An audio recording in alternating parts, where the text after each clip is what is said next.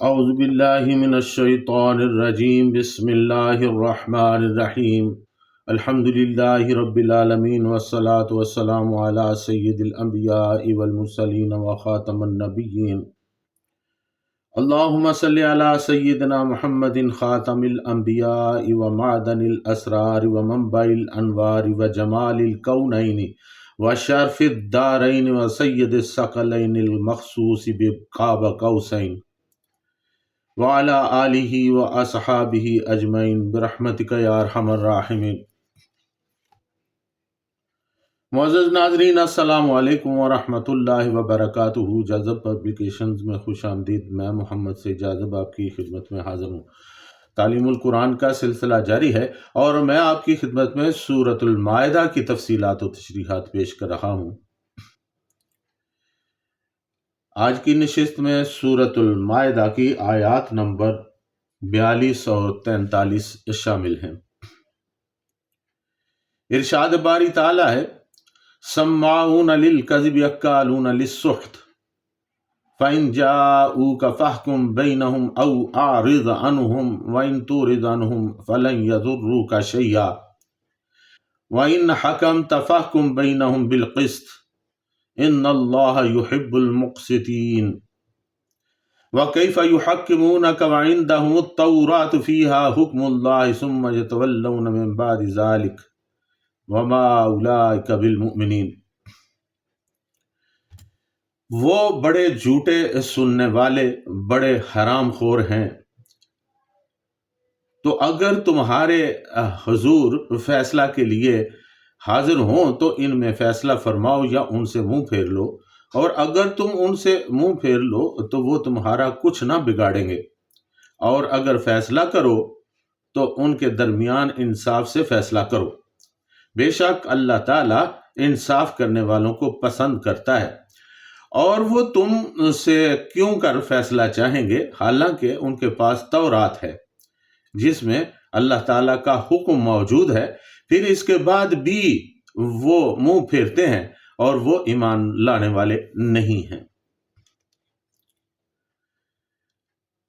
سماعون للکذب اکالون للسحت، وہ بڑے جھوٹے سننے والے اور بڑے حرام خور ہیں، یعنی یہ لوگ جھوٹی باتیں سننے کے بڑے عادی ہیں، یا یہ کہ جھوٹوں کے لیے جاسوسی کرتے ہیں تاکہ لوگ اسلام سے متنفر ہو جائیں۔ اس کے علاوہ یہ لوگ حرام خوری بھی کرتے ہیں، اور وہ اس طرح کے احکام میں غلط فتویٰ دے کر لوگوں کا مال کھاتے ہیں، مقدمات میں فیصلے کر کے رشوت لیتے ہیں۔ سود کے موجد بھی یہی لوگ ہیں اور اس کے ذریعے بھی حرام خوری کے مرتکب ہوتے ہیں۔ ناظرین، پارہ نمبر 3 سورہ آل عمران آیت نمبر 75 میں ارشاد باری تعالیٰ ہے، ذالک بأنہم قالوا لیس علینا فی الامیین سبیل، جس کی وجہ یہ ہے کہ وہ کہتے ہیں کہ ان کا عقیدہ یہ بن گیا ہے کہ ان پڑھوں یعنی غیر یہود کے بارے میں ان پر کوئی گرفت نہ ہوگی، یعنی یہودی عربوں کا مال ناجائز طریقے سے کھاتے تھے۔ ان کا فتویٰ یہ تھا کہ امی لوگوں کا مال ان کے لیے حلال ہے۔ یہ سب ان کی حرام خوری کے ذرائع تھے۔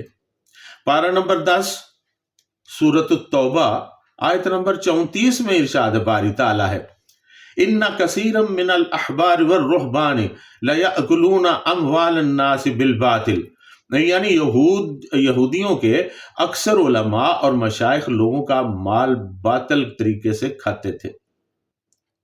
اکالون للسحت، وہ بڑے حرام خور ہیں۔ سحتن کے لفظی معنی کسی چیز کو جڑ یعنی بنیاد سے کھود کر برباد کرنے کے ہیں، یا پھر کسی چیز کو آہستہ آہستہ چھیل کر الگ کر دینا ہے۔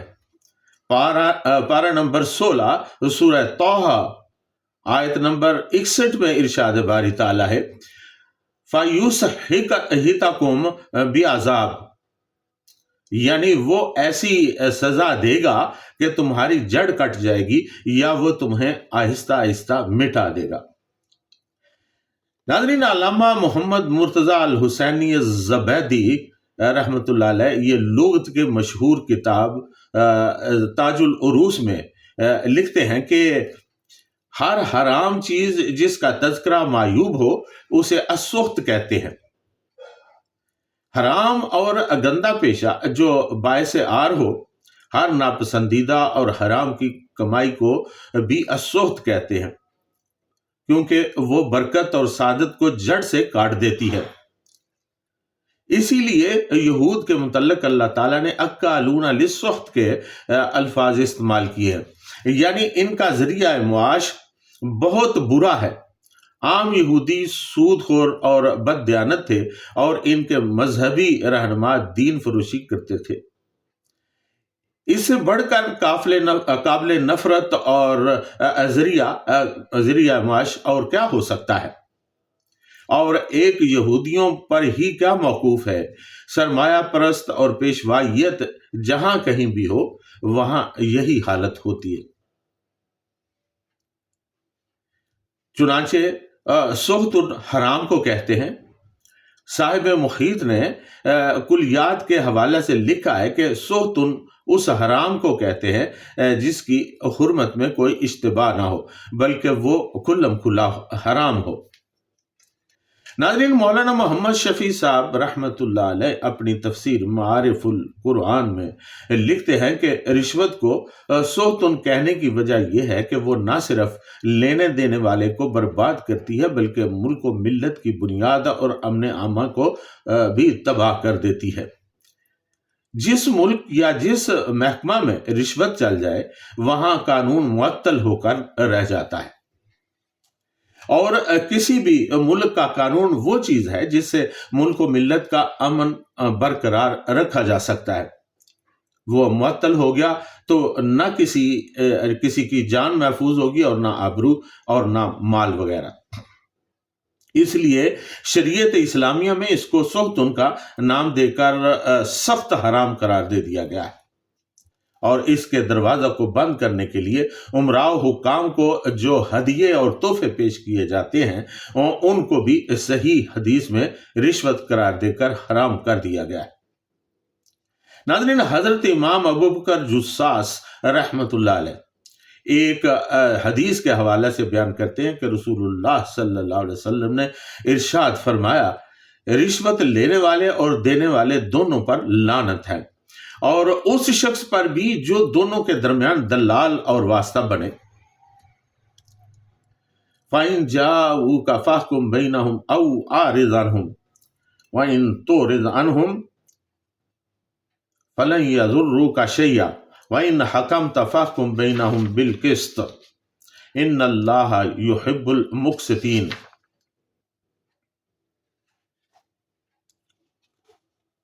تو اگر وہ تمہارے حضور فیصلہ کے لیے حاضر ہوں تو ان میں فیصلہ فرماؤ یا ان سے منہ پھیر لو، اور اگر تم ان سے منہ پھیر لو تو وہ تمہارا کچھ نہ بگاڑیں گے، اور اگر فیصلہ کرو تو ان کے درمیان انصاف سے فیصلہ کرو، بے شک اللہ تعالیٰ انصاف کرنے والوں کو پسند کرتا ہے۔ یعنی یہ یہودی اپنے مقدمات کا فیصلہ آپ صلی اللہ علیہ وسلم سے کرانا چاہتے ہیں، تو اگر وہ آپ صلی اللہ علیہ وسلم کے پاس تنازع لے کر آئیں تو آپ صلی اللہ علیہ وسلم ان کے درمیان فیصلہ کر دیں، یا پھر ان سے اعراض کر لیں، یا آپ صلی اللہ علیہ وسلم کی ثواب دید پر یہ سب کچھ منحصر ہے۔ فیصلہ کرنا پسند کریں تو کر دیں، ورنہ جواب دے دیں۔ اگر آپ صلی اللہ علیہ وسلم ان سے اعراض کا فیصلہ کریں، یعنی ان مقدمات کی سماعت کو پسند نہ کریں، تو پھر تشویش کی کوئی بات نہیں۔ یہ لوگ آپ صلی اللہ علیہ وسلم کا کچھ نہیں بگاڑ سکیں گے، اور اگر آپ صلی اللہ علیہ وسلم ان کے مقدمات نمٹانا چاہیں تو آپ ان کے درمیان حق و انصاف کی بنیاد پر فیصلہ کریں، اپنے دین و شریعت کے احکام کی روشنی میں ان کی حق رسی کریں، کیونکہ اللہ تعالیٰ انصاف کرنے والوں کو پسند کرتا ہے۔ آپ صلی اللہ علیہ وسلم مکمل انصاف کے مطابق فیصلہ کریں۔ وَكَيْفَ يُحَكِّمُونَكَ وَعِندَهُمُ التَّوْرَاةُ فِيهَا حُكْمُ اللَّهِ ثُمَّ يَتَوَلَّوْنَ مِن بَعْدِ ذَلِكَ وَمَا أُولَٰئِكَ بِالْمُؤْمِنِينَ۔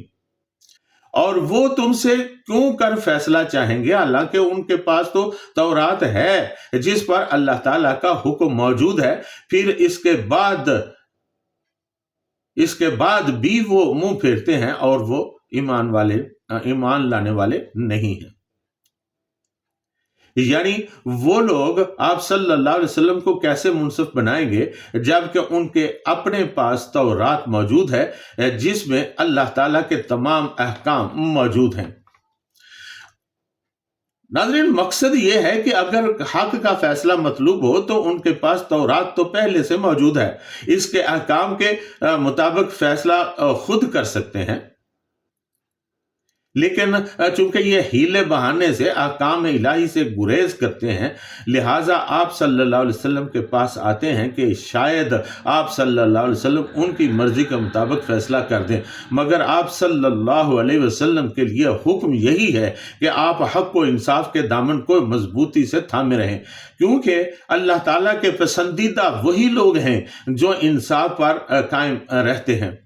تورات میں واضح احکام کی موجودگی کے باوجود یہ لوگ ان احکام کو ٹال جاتے ہیں اور ان سے روگردانی کرتے ہیں۔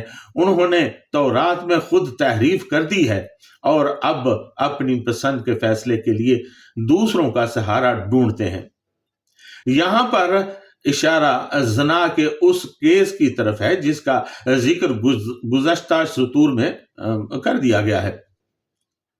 ناظرین، گزشتہ نشست میں نے یہ واقعہ آپ کی خدمت میں عرض کر دیا تھا۔ صحیح احادیث میں موجود ہے کہ وہ فیصلہ سنانے کے بعد رسول اللہ صلی اللہ علیہ وسلم نے فرمایا، الحمدللہ، اللہ تعالیٰ نے میری وجہ سے اس حکم کو زندہ کر دیا جسے یہودیوں نے چھپا کر رکھا ہوا تھا۔ وما اولئک بالمؤمنین، ان لوگوں میں ایمان کی کوئی رمق موجود نہیں۔ اگر ان میں کوئی خوف خدا ہوتا تو خدا کی کتاب پر ایمان لاتے، اس کے احکام کو دوبارہ زندگی بخشتے اور دائرہ اسلام میں داخل ہو جاتے۔ تو ناظرین، آپ نے حق اور انصاف کی بات سنی۔ اللہ تعالیٰ نے جو حکم دیا ہے کہ بالقسط یعنی انصاف کے ساتھ حکم کرو، یعنی اگر کسی بات کا، کسی مقدمے کا فیصلہ تمہارے پاس آئے تو پھر انصاف سے کام لو۔ یہ بات یہودیوں کے لیے ہی صرف نہیں ہے کہ اس دور میں یہودی ایسا کیا کرتے تھے جن کی بنا پر یہ آیہ مبارکہ نازل ہوئی، عمومی طور پر آج امت مسلمہ کے لیے بھی یہی حکم ہے۔ اگر انصاف کرنا ہے تو پھر اللہ تعالیٰ کے احکامات کے مطابق انصاف کرو، شریعت کے مطابق انصاف کرو، جو حکم شرع ہے اس کو مد نظر رکھو۔ اور پھر لیکن افسوس یہ ہے کہ آج ہمارے درمیان یہ انصاف مفقود ہو کر رہ گیا ہے۔ عدالتیں اپنی پسند سے اور اپنے واقفیت کی بنا پر اور مال کی بنا پر فیصلے کرتی ہیں، من مرضی کے فیصلے کرتے ہیں اور اس کا نتیجہ پھر خلفشار نکلتا ہے۔ اللہ تعالیٰ ہمیں اس خلفشار سے بچائے، انصاف کرنے اور انصاف لینے کی توفیق عطا فرمائے۔ اس کے ساتھ ہی آج کی نشست میں آپ سے اجازت، وما علینا الا البلاغ المبین۔